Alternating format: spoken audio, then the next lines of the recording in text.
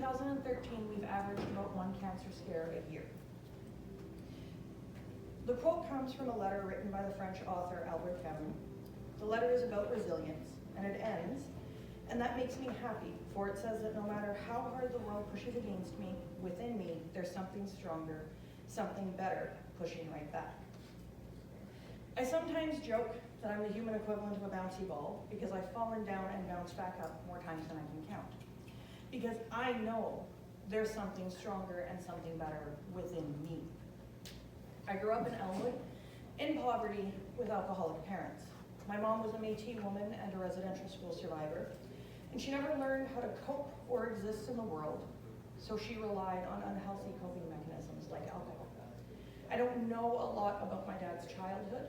I know that he grew up in northern Manitoba on a farm, and I know that he was abused. He also didn't know how to cope, and he also relied on unhealthy coping mechanisms like alcohol. I remember a lot of times in my childhood when, if I had understood what was happening, like I do now, I would have lost hope. But I don't remember those times because I had lost hope. I remember them because I had hope. Because even though we were struggling more than any person or any family should, my mom tried, and she fought to make our lives better. She was the first person who taught me what resilience is. When I was 17, just after I had started the 12th grade, my dad was diagnosed with terminal cancer. I dropped out of school and told people that it was so that I could help take care of him while my mom worked to pay the bills. But in truth, I couldn't look at the way that people were looking at me, knowing that my dad was dying. He lived for 5 months after his diagnosis. After he passed away, my mom and I simply went back to life. That's all we could do. 8 months after my dad passed away, shortly after I turned 18, I woke up one morning and I found my mom dead in the kitchen chair. My entire world fell apart.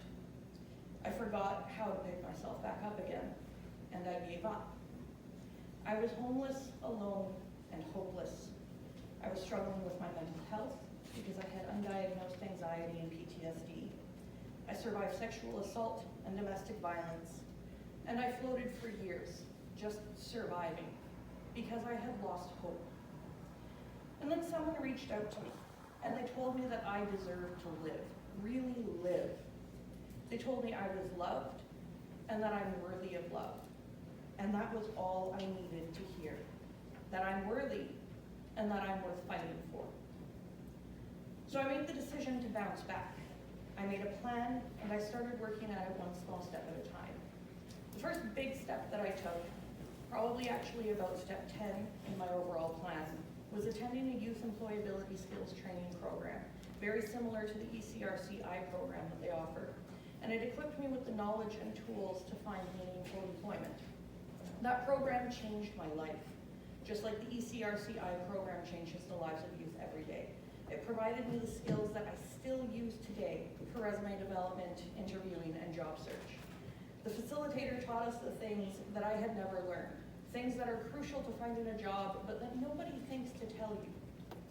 I went from unstable minimum wage employment to my first administrative assistant role because of that program. It was a turning point in my life. And then I spent my entire adult life trying to claw my way out of where I came from. I eventually made it to managing a 50-person program with a well-established career. I had dedicated my life to work, career development, and making it out of poverty. I succeeded in a lot of areas. I had established that career. I had started a family. I had bought my own home. I navigated hardships with prowess, and I took it all in stride. I was raising children with no support system of my own, paying my bills and saving to buy a house.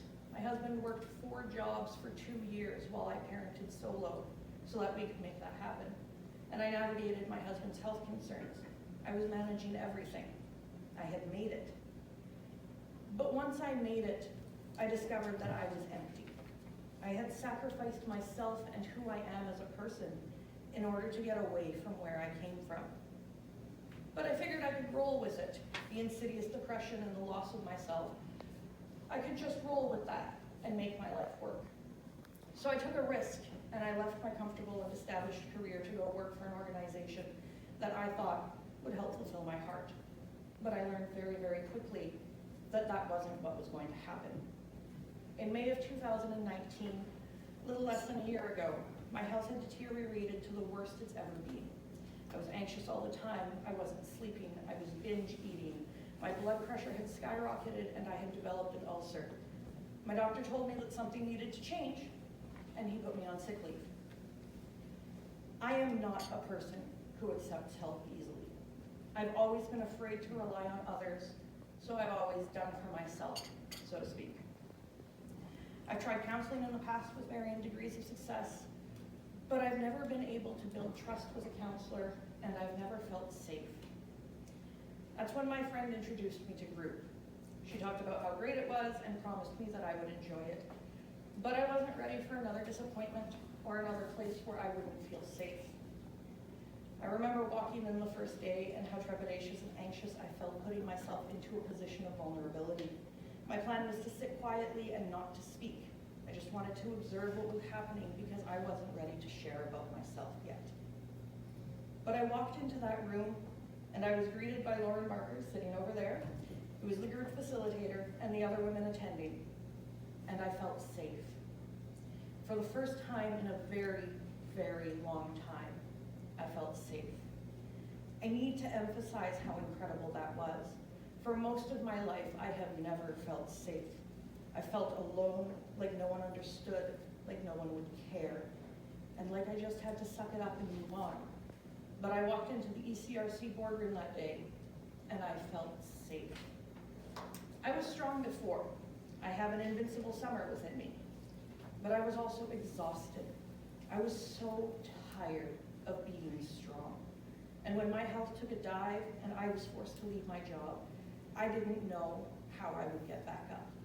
I didn't know if I had it within me to do it again.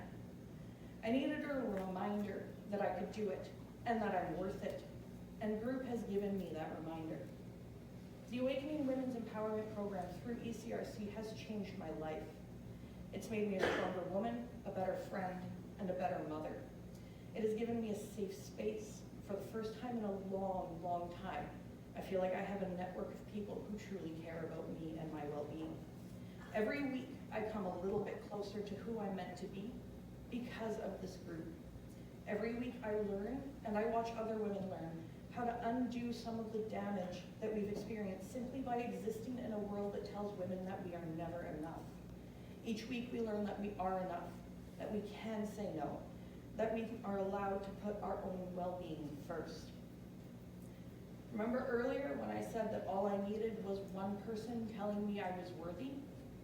Group is a weekly reminder that we are worthy.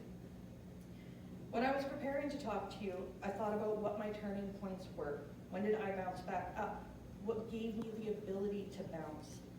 And at the root of it all was believing that I was worth bouncing back, knowing that my life was worthy of happiness, knowing that I am capable, strong, kind, and skilled, and having the self-worth to know that I could do it and I could deal with it. Because I'm resilient, I am able to bring that to my family. I am able to be a better mother for my children, equipping them with the life skills so that they can thrive, and giving them a safe space so that they can be resilient. I can bring my resiliency to my marriage, where we have navigated some significant mountains and have come out the other side stronger and better. Resilience comes from within us, but sometimes we need someone to help us realize it's there and that we're worth it.